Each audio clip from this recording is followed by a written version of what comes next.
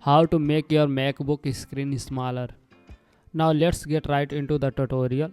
Step 1. Change display resolution. Tap on your Apple menu in the top left of your screen. And further, select System Preference. In System Preference, tap on the Display option.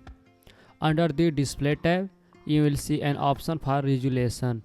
Tap on the Scaled option here to choose a different resolution. To make the screen content smaller, select a higher resolution, example more space.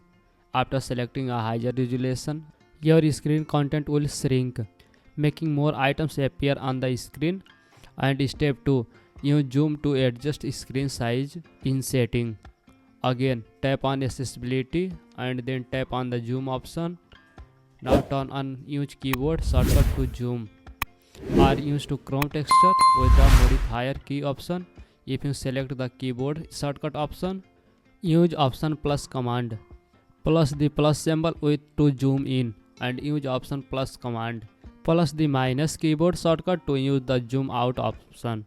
And if you selected the gesture option, hold down to control key and use your trackpad or mouse to zoom in and zoom out. So this is how you can make MacBook screen smaller.